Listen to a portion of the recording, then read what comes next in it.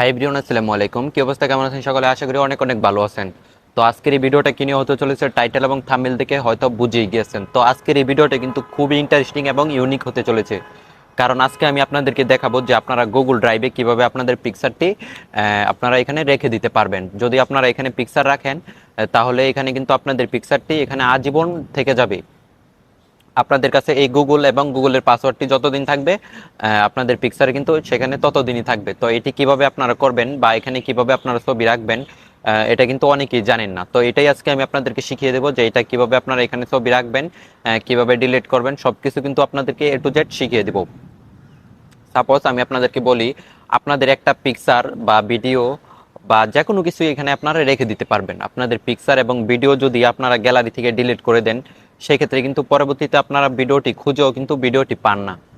সেক্ষেত্রে আপনারা আপনাদের গুরুত্ব কিছু ফাইল কিংবা ডকুমেন্ট কিংবা যদি আপনাদের কিছু থাকে, তাহলে সেক্ষেত্রে আপনারা কিন্তু এখানে রেখে দিতে পারবেন। এটা কিন্তু আজীবন থাকবে আপনাদের কাছে, যতদিন জিমেল এবং আপনাদের জিমেলের পাসওয়ার্ড যতদিন থাকবে ততদিনই কিন্তু এই পিকচারগুলো থাকবে, এবং আপনি যেখানে এখানে রেখে দিয়েছেন সেগুলো আপনি কোনোদিনও এখান থেকে ডিলিট হবে না।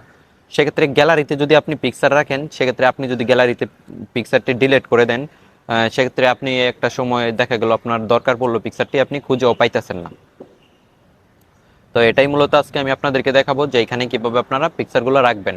তো ভিডিওটি না টেনে অবশ্যই পুরোপুরি দেখবেন, আর ভিডিওটি যদি একটু ভালো লেগে থাকে তাহলে অবশ্যই ভিডিওতে একটি লাইক করে দিবেন, আর চ্যানেলে নতুন হলে অবশ্যই চ্যানেলটিকে সাবস্ক্রাইব করে আমার পাশে থাকবেন। আপনাদের কাছে শুধু এতটুকুই চাওয়া, কারণ আপনাদের জন্য আমি সবসময় চেষ্টা করি এবং সবসময় চিন্তা করি যে আপনাদের ভালো কিছু দেখানোর জন্য এবং ভালো কিছু শেখানোর জন্য। তো অবশ্যই ভিডিওটি না টেনে অবশ্যই পুরোপুরি দেখতে থাকুন। তো বেশি কথা না বললেই নয়, চলুন যাওয়া যাক মোবাইল স্ক্রিনে, আমি আপনাদেরকে ডিটেলসে দেখিয়ে দিচ্ছি।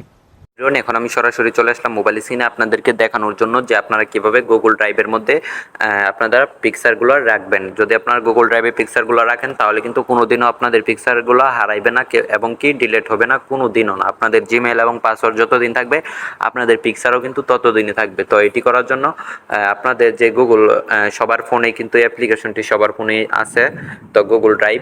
তো এটার ভিতরে আপনারা চলে যাবেন। এটার ভিতরে যাওয়ার পরে আমি আপনাদেরকে দেখিয়ে দিচ্ছি যে এখান থেকে আপনারা কীভাবে পিকচারগুলো রাখবেন। তো এখানে দেখুন যে আমার এই এই গুগলে কিন্তু কোনো পিকচার রাখা নাই, তো অন্য একটি গুগলে আমার পিকচারগুলো রাখা আছে। তো আমি আপনাদেরকে দেখানোর জন্য নতুন একটি জিমেল খুলেছি। এই জিমেলে আমি আপনাদেরকে দেখিয়ে দেবো যে আপনারা কীভাবে এখানে পিকচারগুলো রাখবেন।